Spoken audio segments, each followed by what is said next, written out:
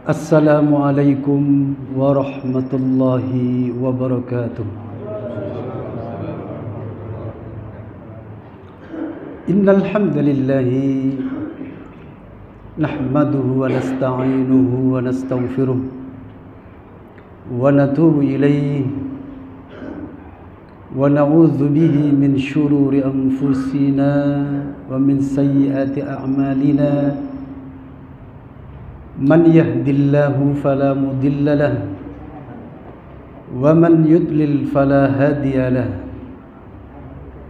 Wa ashhadu an la ilaha illallah wahdahu la syarika lahu wa ashhadu anna Muhammadan abduhu wa rasuluh. Amma ba'du. Para jamaah yang dimuliakan Allah Subhanahu wa taala, kita lanjutkan kajian kitab Ad-Da' wad-Dawa. Pada malam ini kita akan membahas tema asbabu takhallufis syifa. Sebab-sebab tertundanya kesembuhan. Terkadang obat itu manjur sehingga menjadikan orang yang diobati cepat sembuh. Terkadang obat itu lama tapi menyembuhkan, Ada lagi yang memang tidak bisa menyembuhkan. Bahkan terkadang sudah sesuai dengan resep, tapi ternyata tidak menyembuhkan. Ini banyak sekali. Sudah sesuai dengan resep dokter, tapi tidak menyembuhkan. Itulah yang terjadi. Maka bab ini akan membicarakan tentang sebab-sebab tidak segera menjadi kesembuhan. Takhallufus syifa artinya sembuhnya itu terlambat. Pada pertemuan yang lalu kita telah membahas tentang mukjizat daripada suratul Fatihah, di mana surah Al-Fatihah termasuk suratus syifa, surat yang menjadi obat. Suratul Waqiyah, surat yang bisa menjadi penyembuhan. Sebagaimana juga Al-Quran secara keseluruhan, Al-Quranu kulluhu syifa. Quran itu seluruhnya adalah obat. Terutama al-batinah, yakni obat untuk penyakit yang batin. Ini ada pada Al-Quran. Di sini dikatakan walakin hahuna amrun yambaghi at-tafattunulah. Akan tetapi di sini ada permasalahan yang seyogyanya dipahami, yang seyogyanya dimengerti. Wa huwa annal adhkara wal ayati wal ad'iyata, yaitu bahwasanya zikir-zikir dan ayat-ayat dan doa-doa allati yustashfa biha wa yurqa biha, yang mana ayat-ayat, zikir-zikir dan doa-doa tadi dipakai untuk berobat dengannya dan untuk meruqyah dengannya. Hiya fi nafsiha nafi'atun syafiyatun. Sebenarnya ia adalah termasuk yang bermanfaat, yang akan memberikan kesembuhan. Walakin tastad'i qabulal mahalli. Akan tetapi ia, zikir-zikir tadi atau ayat-ayat tadi atau doa-doa tadi menuntut atau meminta, yaitu diterimanya tempat itu. Wa quwwati himmatul fa'il wa ta'thirihi, dan dibutuhkan adanya kekuatan keinginan pelakunya dan pengaruhnya. Fama tatakhallafa asy-syifa'u, maka apabila kapan terjadi, artinya kemunduran bagi kesembuhannya, kok tidak sembuh-sembuh misalnya, maka hal itu terjadi kenapa? Karena lidhafi ta'thiril fa'il. Maka hal tersebut adalah karena lemahnya pengaruh pelaku, orang yang berobat tadi atau yang mengobati. Au li adami qabulil munfa'ili, atau karena tidak diterimanya secara efektif. Ini diantara alasan-alasan, nanti kita akan jabarkan. Au limani'in qawiyyin fihi, atau karena ada sesuatu yang menolak, sesuatu kekuatan yang menolak, sehingga zikir-zikir, ayat-ayat, doa-doa tadi tidak berpengaruh baginya. Yamna'u, ia menolak ayyan ja'a fihi ad-dawa'a, menolak untuk menyembuhkan penyakit-penyakitnya. Kama yakunu dzalika fil adwiyati wal adwa'i al khissiyati. Sama saja hal itu dengan pengobatan yang nampak, ya, pengobatan yang secara zahir.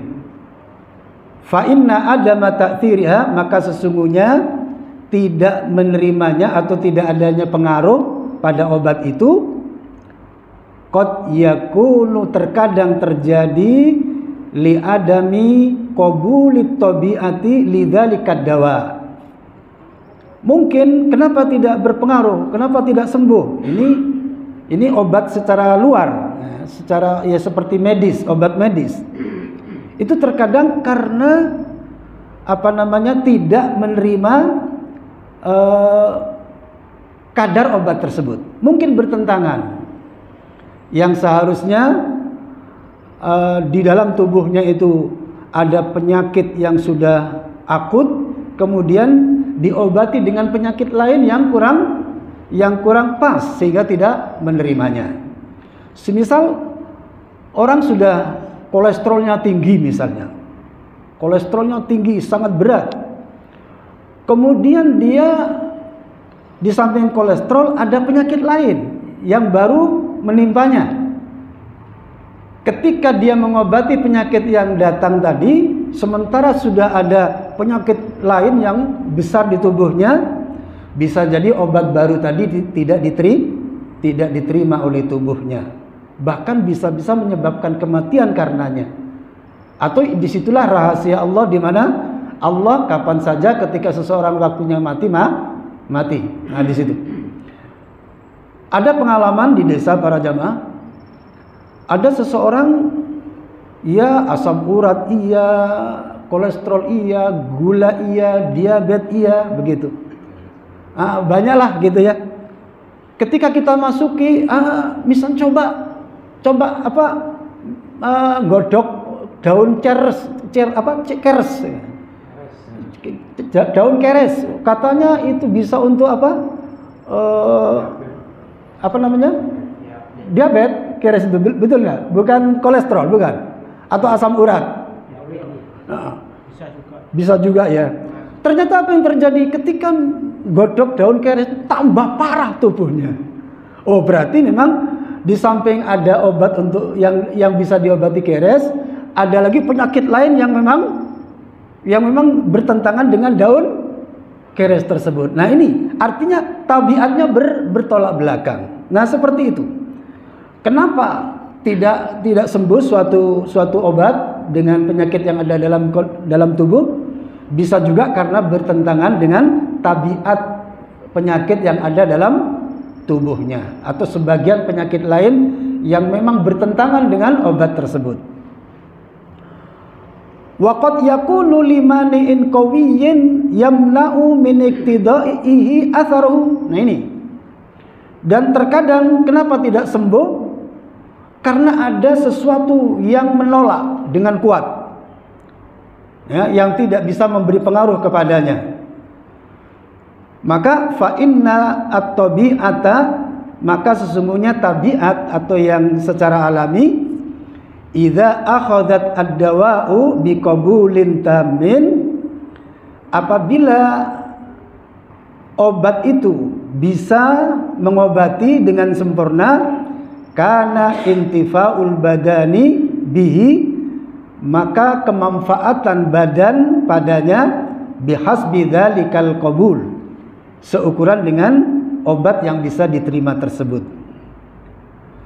Wa kadzalikal qalbu, demikian pula hati, idza akhadhar ruqya wa ta'awidha, apabila dia menerima pengobatan, ya, biqabulin, dengan menerima, artinya cocok, biqabulin tamin, dengan penerimaan yang sempurna sesuai dengan apa yang ada dalam hati. Wa kana lirraqi nafsu fi'alatin wa himmatin mu'thiratin, dan adalah orang yang mengobati itu sendiri, dia memiliki himmah, ya, memiliki keinginan yang kuat, maka athara fi izalatid da'i, maka bisa mempengaruhi pengobatan daripada penyakit tersebut. Wa kadzalika doa, demikian pula doa. Baik, dari sini kita akan berhenti dulu para jamaah. Kita akan menerangkan bahwasanya sebenarnya zikir, doa, membaca ayat-ayat Quran ini sebenarnya obat. Du'aun syafiyatun, obat yang menyembuhkan. Akan tetapi para jamaah, kita harus mewaspadai diri kita tatkala berdoa. Kita harus benar-benar memiliki kesungguhan, ya, dalam berdoa kepada Allah, memiliki himmah mu'thirah, ya, keinginan yang mempengaruhi. Karena terkadang kita ini berdoa tapi kurang yakin, ya. Terkadang kita ini berdoa tapi ragu-ragu. Ini juga ibarat obat zahir tadi, obat zahir semacam obat medis, ya, masuk ke dalam tubuh yang nggak cocok. Ini masuk ke dalam tubuh yang nggak cocok, atau di dalam tubuh ada penyakit lain yang bertentangan dengan obat yang dimasukkan, maka tetap tidak akan mempengaruhi, tidak akan memberi kesembuhan, ya. Karena memang perlu perlu tahapan dalam masalah ini. Begitu juga para jemaah berdoa kepada Allah, berzikir kepada Allah, ini perlu perhatian yang sungguh-sungguh. Perlu perhatian yang sungguh-sungguh agar doa kita, zikir kita kepada Allah memiliki pengaruh, ya, mu'thirah, ya, yang memberi pengaruh yang kuat, keyakinan, kemudian tawakalnya kepada Allah. Ini juga harus benar-benar ditata, ya. Sekaligus nanti di sana ada nilai yang paling tinggi, yaitu as-sabru 'alal adza fihi. Sabar menghadapi penyakit yang diderita. Nah, di sini nanti ada ujian-ujian Allah yang harus kita hadapi. Mungkin doa kita akan diterima langsung sehingga permintaan kita akan dikabulkan oleh Allah. Mungkin doa kita itu tidak dikabulkan sekarang oleh Allah, tapi ditunda. Mungkin sama sekali yang diminta di dunia tadi tidak ditunjukkan oleh Allah, tapi Allah akan kasih di mana? Di akhirat. Karena itulah para jamaah, hubungan kita dengan Allah jangan hanya sebatas harus ada bukti. Hubungan kita dengan Allah jangan sebatas harus ada bukti sekarang. Tetapi hubungan kita dengan Allah itu adalah sebagai seorang hamba kepada Tuhannya, yaitu ubudiyatul abdi li rabbih, sebagai penghambaan seorang hamba terhadap Tuhannya. Itu yang terpenting. Itu yang terpenting. Apakah doa kita harus diterima sekarang? Misalnya di antara Anda, saya punya cita-cita mau bikin bisnis, misalnya bisnis warung makan misalnya. Dia minta kepada Allah terus istighfar sampai ribuan setiap hari, sampai minta doa khusus kepada Allah. Ya. Apakah boleh? Boleh, silakan. Kemudian di sana kita harus paham. Ya, kita harus paham. Kalau tidak paham, bisa jadi kita akan terseret kepada kesyirikan, terseret kepada suudzon kepada Allah, ya, terseret kepada tidak ikhlas. Nah, di sini apa yang harus kita perhatikan? Yang harus kita perhatikan tadi yang kita katakan, bahwa urusan kita dengan Allah adalah yaitu al-ubudiyah, penghambaan. Nah, soal kemudian apa yang kita minta itu diterima, alhamdulillah dan bersyukur kepada Allah. Seandainya tidak diterima, tetap saja bahwasanya kita ini seorang hamba yang harus tetap berharap kepada Allah dan harus tetap meminta kepada Allah. Bahkan para jamaah, sering saya katakan, ibadah kita itu bisa jadi doa kita itulah ibadah kita. Seorang hamba nanti di akhirat mungkin Allah masukkan surga karena sholatnya yang bagus. Mungkin bukan sholatnya, tapi sholat itu wajib. Kalau sholatnya nggak ada, yang lain hangus, kan gitu ya. Sholat itu wajib, pertama. Tetapi apakah seseorang masuk surga karena sholatnya? Belum tentu. Artinya bisa saja menurut Allah sholatnya kurang bagus, tapi karena dia sungguh-sungguh, ya, ada kesungguhan dan Allah suka dengannya, ternyata apa? Allah kasih hadiah suatu ketika dia buang duri di jalan. Buang duri di jalan, nah dengan itu Allah ridho dengannya. Tapi setelah kewajiban dasar dilaksanakan. Apa kewajiban dasarnya? Ya sholat 5 waktu, gitu loh. Nah makanya nanti yang dihisab pertama kali itu kan apa? Sholatnya. Kalau sholatnya bermasalah baru yang lain. Nah yang lain tadi bisa saja itulah yang menyebabkan masuk surga, karena sholatnya ternyata kurang bagus. Oh ternyata suatu ketika pernah menolong seekor ayam sedang kelaparan, terus dikasih makan. Dari situ Allah suka dengannya. Kalau melihat sholatnya, Allah nggak apa namanya, kurang tertarik. Kenapa? Sholatnya sambil megang kalkulator, sholatnya kurang khusyuk dan lain sebagainya. Tapi jangan lupa, kewajiban dasar harus dibuktikan dulu. Ya, paham para jamaah ya? Itulah agama. Itulah agama. Paham maksud saya? Kewajiban dasarnya tadi apa? Ya sholatnya. Kalau sudah nggak sholat 5 waktu, iya makanin ayam, makanin kucing, makanin apa, nggak ada artinya. Bang, sholatnya sudah nggak ada. Paham maksud saya ya? Itulah agama itu. Jalani dulu kewajiban dasarnya. Soal ternyata kurang sukses, kurang apa, insya Allah Allah akan tolong. Allah akan tolong dengan yang lain, termasuk juga dengan mungkin buang duri di jalan, mungkin apa Allah jadikan dia suka memasukkan infak 2000-an ke kotak amal, sehingga dengan itu Allah suka, begitu ya. Setelah kewajiban dasarnya sudah terlaksana duluan. Nah ini agama harus seperti itu. Kewajiban dasarnya apa? Itu laksanakan dulu. Soal nanti kurang maksimal, kurang nilainya kurang, Allah nanti yang akan menunjukkan, Allah yang akan menuntun, Allah yang akan memberi ganti.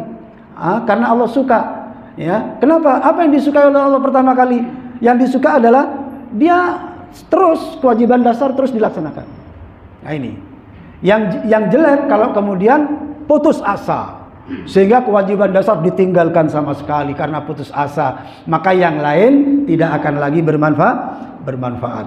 Jadi urusan kepada Allah para jamaah sebenarnya bukan tidak diterima. Nah, Berdoa kepada Allah bukan tidak diterima. Berzikir kepada Allah bukan tidak diterima. Tetapi di situ Allah menguji kita. Terkadang di antara kita ada yang sekali berdoa langsung jatuh. Langsung jatuh dari langit. Buktinya apa? Wah, kemarin saya sedih. Mau bisnis gak punya modal ini. Semalam kemudian berdoa pada Allah, tiba-tiba pagi-pagi ada SMS, "Akhi, saya ada dana sekian, nganggur, silakan dipakai." Subhanallah. Nah, itu langsung cair. Ada yang berdoa, Nabi Zakaria saja minta anak sampai berapa tahun? Wah, bensinnya ternyata lupa ini. Sampai berapa tahun Nabi Zakaria? Kira-kira 70 tahunan. Minta anak. Nabi Muhammad untuk dipindahkannya Ka'baitullah, ke kiblat dari Baitul Maqdis ke Ka'baitullah berapa bulan? 6 bulan. 6 bulan. Karena orang-orang Yahudi, Masya Allah, selama Nabi sholat menghadap Baitul Maqdis, orang Yahudi, Masya Allah, kencak-kencak.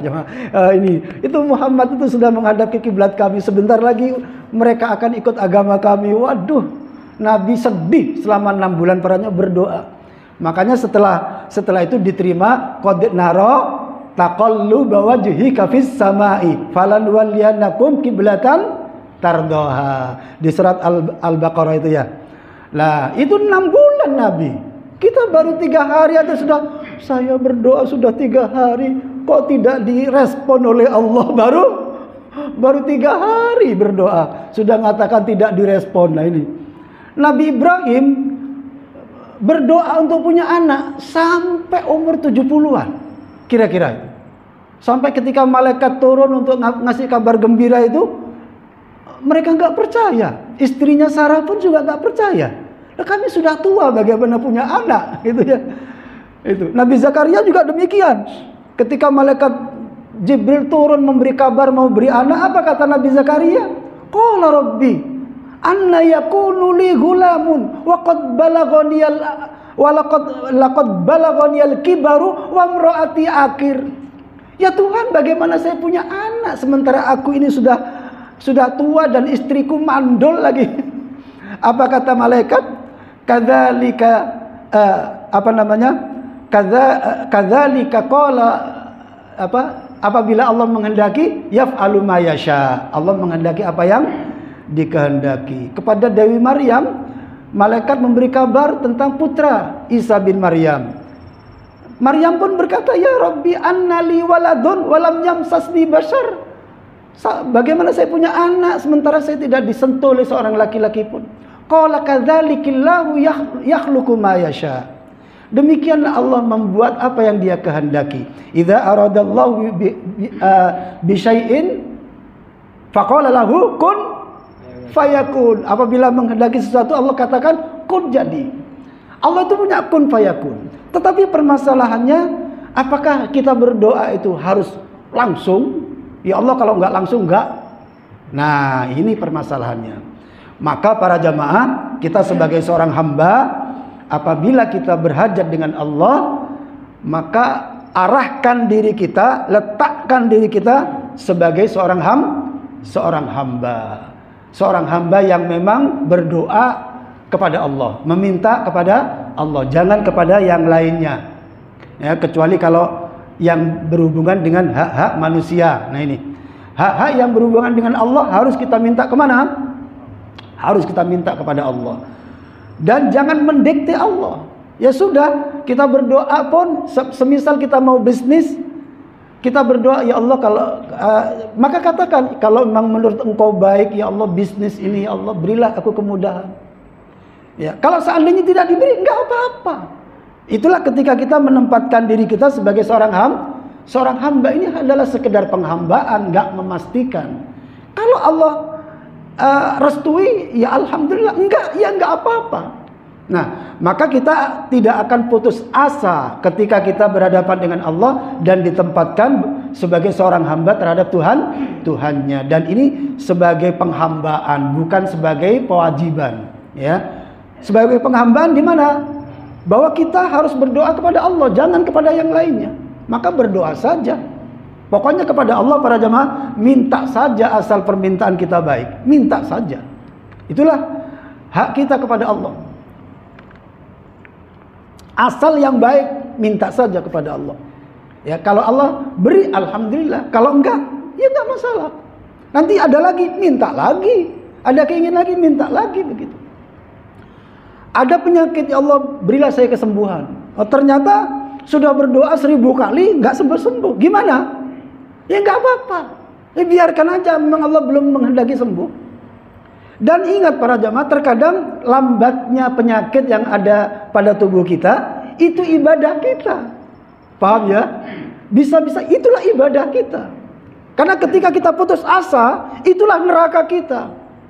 Aduh Caca, saya ini sudah berdoa, tapi nggak sembuh-sembuh. Gimana ini? Waduh sudah, neraka sudah. Betul nggak kira-kira? Neraka itu. Jadi kita berdoa itu ibadah kita para jamaah. Boleh jadi malam ini diterima. Boleh jadi bulan depan. Boleh jadi nggak ada jawaban, tapi ingat, kita tetap berdoa, dan doa itu ibadah kita. Bisa jadi para jamaah, seseorang itu target ibadahnya memang dalam doanya, ya bisa jadi dalam sholat 5 waktunya, bisa jadi yang menyebabkan dia masuk surga sholat malamnya. Nah, setelah kewajiban dasar tadi jangan lupa. Ya, engkau jangan-jangan lah kalau begitu salat malam tok, nggak usah salat 5 waktu, jangan. Salat 5 waktu itu dasarnya ibarat puasa sunnah, puasa Ramadan itu dasarnya, baru nanti Kamis, puasa Daud dan lain sebagainya itu tambahan-tambahan ya. Pokoknya semua yang diajukan kepada Allah para jamaah, bawa diri kita kepada ini penghambaanku kepadanya. Soal permintaan ini di ACC, alhamdulillah. Bahkan saya sendiri para jamaah, suatu ketika ada keinginan dan doa kepada Allah ternyata diturutin oleh Allah, saya malah kadang takut. Takutnya gimana? Jangan-jangan ini malah ujian. Artinya kalau bahasa kita, jangan-jangan ini jebakan dari Allah. Bersyukur atau enggak? Nah gitu. Semakin baik atau enggak? Kalau enggak, maka siksaannya akan lebih berat. Ini yang kita takuti. Saya itu suatu ketika ada doa itu para jamaah, benar-benar saya merasa, loh diterima benar. Saya malah kadang takut, ya Allah, malah gemetar saya menerimanya. Ya ini pernah mungkin para jamaah ya, insya Allah para jamaah juga pernah mengalami seperti itu. Sesuatu yang diminta dan kenyataan. Saya sering para jemaah, terutama ketika di pondok dulu ya. Saya pernah ngaji, pas saat ngaji sunnah gitu ya. Setelah ngaji sunnah agak jauh jalan kaki para jemaah. Kadang lewat kuburan gitu ya. Kadang terlambat, habis bantu orang tua, kadang di pengajian ngantuk gini. Jalan kaki para jemaah. Ya kalau lapar gitu, masya Allah dia. Lah suatu ketika pas di nyebrang sungai di depan kuburan gitu berdoa, ya Allah kalau memang punya sepeda ya Allah, saya akan semakin semangat ngaji ya Allah, berilah saya sepeda ya Allah. Tapi kalau dengan adanya sepeda semakin gak semangat ya Allah, gak usah sepeda ya Allah. Tiba-tiba beberapa hari berikutnya ada hamba Allah nyerahkan kunci sepeda kebo itu yang dulu pakai ngantar surat itu loh, besar itu, masya Allah. Loh Pak, ini untuk sampean, kata, ya Allah, sejak itu sepedaan ini macam. Tapi kadang, waduh, jangan-jangan saya kufur nanti ini, karena merasa diterima langsung oleh Allah ini. Banyaklah kisah-kisah ya. Insya Allah para jamaah sudah punya banyak kisah. Ya, ma'asyiral muslimin rahimani wa rahimakumullah. Insya Allah ketika kita laksanakan semua ini karena penghambaan kita kepada Allah, kita tidak akan putus asa. Misalnya berdoa, kok tidak ada jawaban, tetap kita akan berdoa kepada Allah. Bahkan bukan hanya kasus itu, kasus yang lain pun. Kenapa? Kita merasa hanya Allah lah tempat berdoa, dan Allah tidak harus langsung memberikan sekarang. Boleh sekarang, boleh tidak sama sekali. Bahkan yang paling penting nanti di akhirat nanti, jangan sampai kita tidak ternilai sebagai orang yang selalu bersandar kepadanya. Nah, ini yang terpenting. Jadi nilai yang kita butuhkan dalam ubudiyah kita adalah bagaimana diri kita nanti di akhirat tercatat sebagai orang yang selalu bersandar kepada Allah. Faham para jamaah? Itulah Islam. Itulah yang dikehendaki oleh Islam.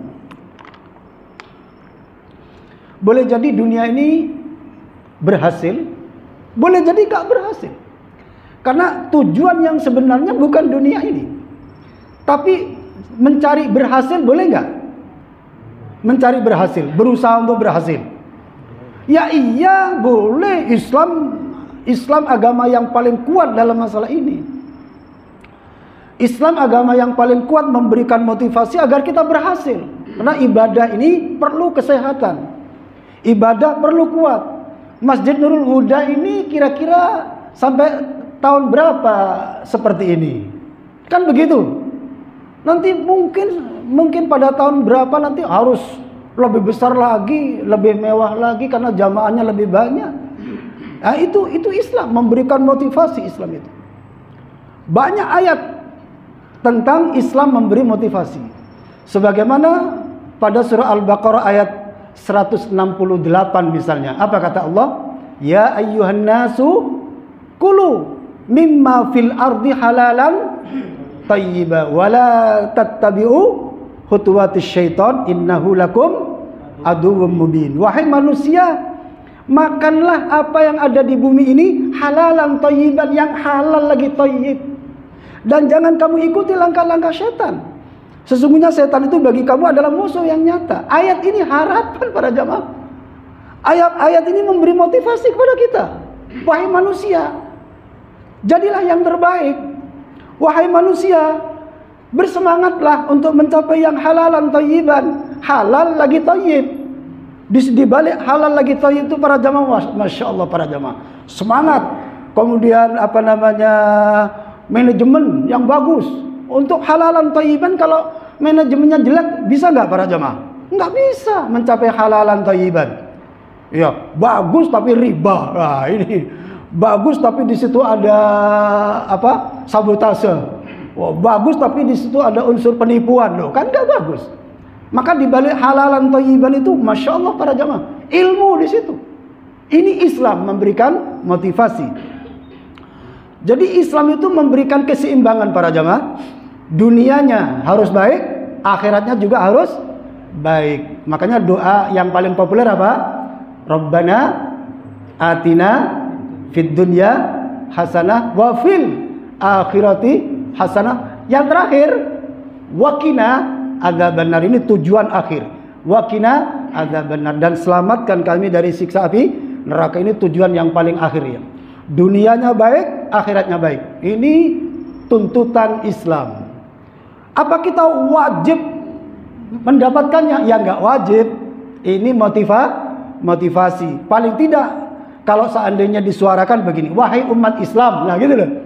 Wahai orang-orang yang beriman, jadilah kamu itu di dunia orang yang sukses, di akhirat juga orang yang sukses. Itu Islam para jamaah ya.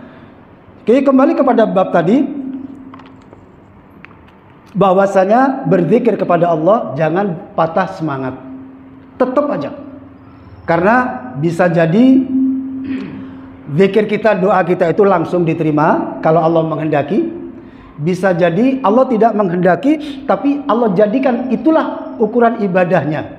Putus asa atau tidak meminta kepada Allah. Setelah bersungguh-sungguh, kemudian masihkah minta kepada Allah? Masihkah husnudzan kepada Allah? Dan seandainya sama sekali tidak, maka Allah akan menilai kesungguhannya dan akan memberikan semuanya di akhirat nanti. Ini sudah pasti. Kebaikan yang diminta seorang hamba pasti di akhirat akan diberikan oleh Allah Subhanahu wa taala. Ukurannya adalah penyakit hatinya harus diperhatikan. Penyakit hati itu seperti apa? Kurang ikhlas, ya, kurang sungguh-sungguh, kurang istiqomah, apalagi ada suudzon pada Allah, kurang yakin. Nah ini, makanya Nabi kalau memberi motivasi tentang doa gimana? Berdoalah kepada Allah wa antum muqinuna bil ijabah, sedangkan kalian yakin bahwa itu diterima. Ya, soal diterima itu langsung atau tidak langsung, bagi kita, wong kita ini menghamba kepada Allah, terserah Allah. Tapi tetap aja berdoa, tetap aja berdoa. Kalau program ini Gak berhasil gimana? Gak apa-apa. Nanti mungkin ada program lain, minta lagi. Ya siapa tahu program itu terjadi. Seandainya tidak terjadi pun gak apa-apa. Dunia ini akan kita tinggalkan. Dunia akan kita tinggalkan. Tapi nilai yang pasti kita harus perjuangkan adalah nilai ubudiyah kita kepada Allah. Paham para jamaah ya? Apa tadi para jamaah? Nilai ubudiyah kita kepada Allah itu yang pasti kita inginkan. Ya, kita ingin nanti di akhirat tercatat sebagai orang yang selalu bergantung kepada Allah. Selalu hablum minallahnya tegak. Selalu meminta kepadanya. Selalu husnudzon kepadanya. Selalu berharap kepadanya. Bahkan sampai ada hadis yang menyatakan bahwasanya selama seorang hamba itu meminta kepadanya, kepada Allah, maka Allah tidak peduli seberapapun amal yang dilakukan. Allah akan kasih kebaikannya. Ma'asyiral muslimin rahimani wa rahimakumullah. Jadi pengaruh daripada doa yang berpengaruh di dalam hati itu sangat penting. Tetapi ingat para jamaah, hubungan kita kepada Allah bukan untuk sesaat sekarang, ya, bukan untuk sesaat sekarang, tapi hubungan kita kepada Allah itu dunyan wa ukhron, untuk dunia dan akhirat. Jadi perjalanan kita ini kan terus berjalan. Kita berjalan dari dunia ini menuju ke akhirat. Itulah yang terpenting. Bagaimana perjalanan kita ini jangan terputus dari hablun minallah. Ya, jangan sampai terputus dari hablun minallah.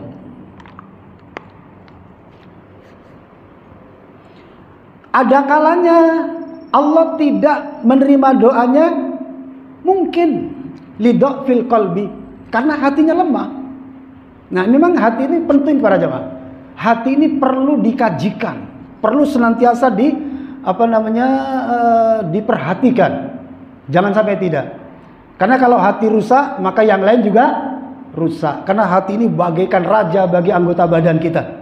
Kalau hatinya baik, maka semuanya akan baik. Tapi kalau hatinya sudah jelek, maka semua bisa jadi jelek. Manusia para jemaah kalau marah itu kalau sekedar masih kepalamu itu biasa, kakimu bedok biasa itu. Tapi kalau sudah hatimu busuk, wah itu kiamat para jemaah. Betul nggak kira-kira? Kalau ada orang hatimu busuk, wah sudah para jemaah. Kalau perlu hijrah dari kampung itu para jemaah. Karena belum tentu setahun 2 tahun bisa sembuh itu.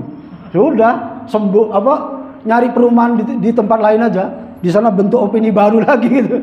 Karena sudah dikatakan hatimu busuk. Ini udah luar biasa. Ini hati penting para jemaah ya. Islahul qalbi, perbaikan hati, terutama dalam hal ikhlasul niyah lillah, mengikhlaskan niat kepada Allah.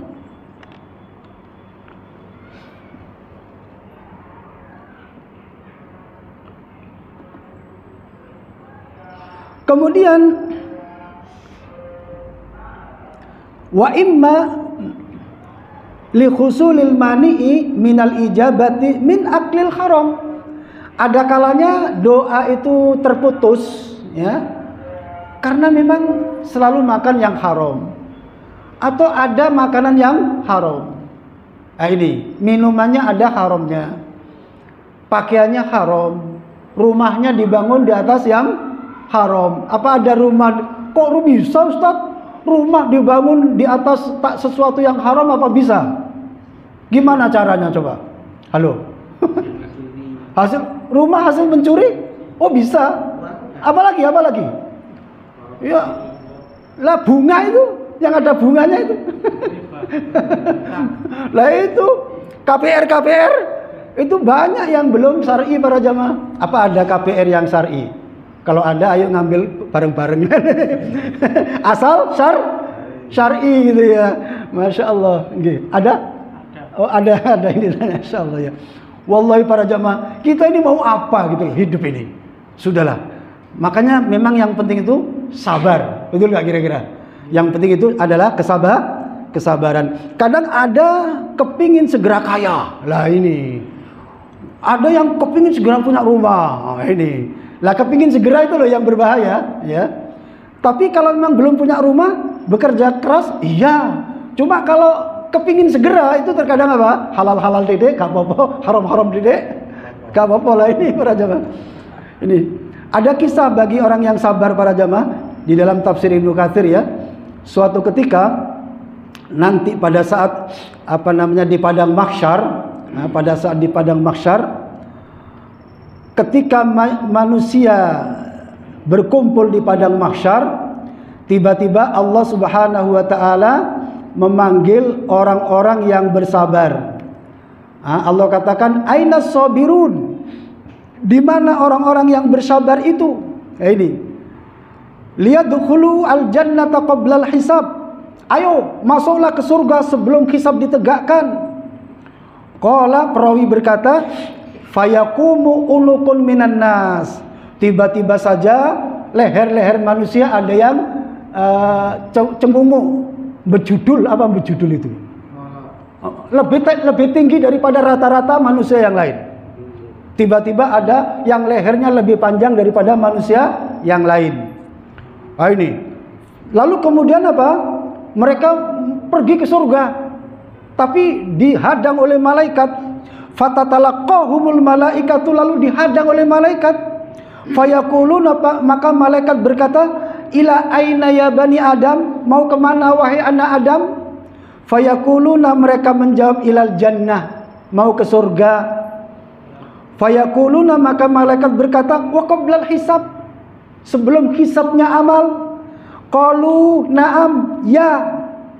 Qalu, para malaikat berkata, "Wa man antum?" Siapa kalian? Qalu, mereka berkata, "As-sabirun," kami orang-orang yang bersabar. Qalu, para malaikat berkata, "Wa ma kana sabrukum?" Apa kesabaran kalian? Qalu, mereka berkata, "Sabarna ala taatillah wa sabarna an maksiatillah hatta tawaffanallah."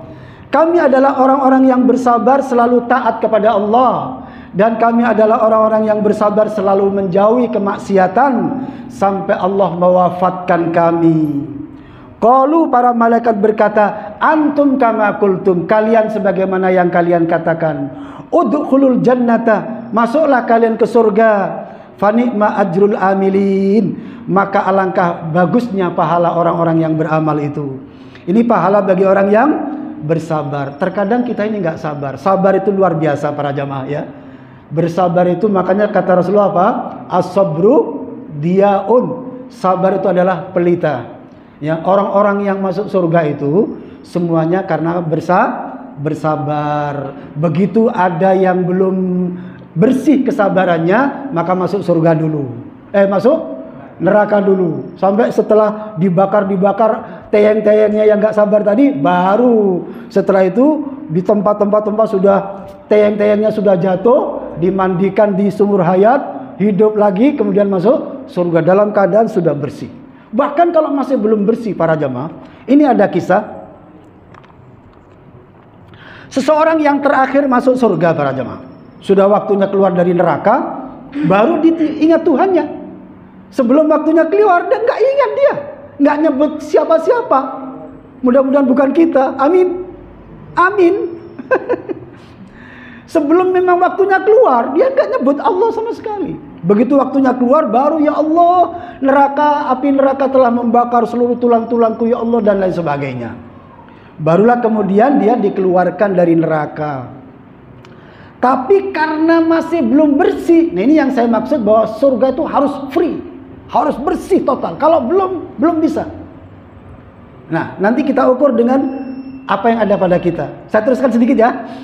Saya uber ceritanya. Lalu kemudian dia tidak langsung dimasukkan ke surga para jamaah, dia masih ditahan di luar surga.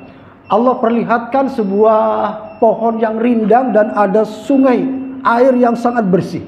Lalu dia minta diletakkan di situ, akan minum dari sumber mata airnya yang jernih tadi. Apa kata Allah? "Wahai manusia, apa engkau tidak akan minta lagi sesudah itu?" Wah, dia bersumpah, "Demi engkau sebagai Tuhanku, aku tidak akan minta apapun setelah itu." Wah, namanya manusia, dikasih satu kepingin berapa? Kepingin dua. Nah ini para jamaah. Setelah itu baiklah. Nah di situ entah berapa tahun para jamaah makan minum. Setelah sudah waktunya dipindah, maka diperlihatkan dengan buah yang lebih dekat dengan surga, lebih bagus, airnya lebih baik lagi. Maka buru-buru dia minta, ya Tuhanku, letakkan aku di bawah pohon itu, aku akan minum dari mata airnya dan lain sebagainya. Allah katakan, bukankah kamu baru saja berkata tidak akan minta apapun? Setelah itu dia pun bersumpah, demi Engkau sebagai Tuhanku, aku tidak akan minta apapun setelah itu. Wah, ini manusia itu seperti itu. Akhirnya apa? Diletakkan di entah berapa tahun, berapa ribu tahun. Wallahu ta'ala. Tapi kata Allah, sebentar. Setelah itu Allah kemudian perdengarkan dengan nyanyian-nyanyian surga, suara-suara merdu di surga. Tiba-tiba saja, ya Allah, ya Tuhanku, masukkan aku ke dalam surga. Masya Allah. Apa kata Allah? Wahai manusia, bukankah kamu baru saja mengatakan tidak akan minta apapun? Maka dia pun bersumpah, demi Engkau sebagai Tuhanku, aku tidak akan minta apapun setelah itu. Apa kata Allah? Maukah kamu aku beri surga seluas langit dan bumi? Wah, langit dan bumi. Wong dulu di rumahnya, di surganya rumahnya cuma 3 mal berapa gitu. Dimasuki sepeda motor aja sudah umpel-umpelan, kok ini seluas langit dan bumi. Maka dia merasa, ya Tuhanku, apa Engkau mengejek aku? Ini maknanya saja para jemaah. Apa kata Allah? Tidak, wahai hambaku, tapi aku mampu. Karena aku mampu, bahkan bagi kamu 10 kali lipatnya, bagi kamu 10 kali lipatnya, bagi kamu 10 kali lipatnya. Berapa coba? Kalau nggak salah 3 kali itu, 30 kali berarti kan 10. Akhirnya Allah masukkan ke surga lantai dasar. Kapan itu ada jamaah yang tak tawari surga lantai dasar, mau ternyata. Sekarang mau atau enggak mau kira-kira? Halo? Hah? Yang masih mau daftar silakan. Surga lantai dasar itu surganya orang yang terakhir masuk surga. Makanya kalau minta surga yang bagaimana? Yang firdaus sekalian. Nah, itu baru gentle itu ya. Lalu apa? Allah masukkan ke dalam surga para jamaah yang seluas itu. Cuma istrinya cuma 2 saja bidadari. Maka kata istrinya, wahai Tuhan, bersyukurlah karena kami telah Engkau dijadikan sebagai istri Tuhan. Apa kata dia?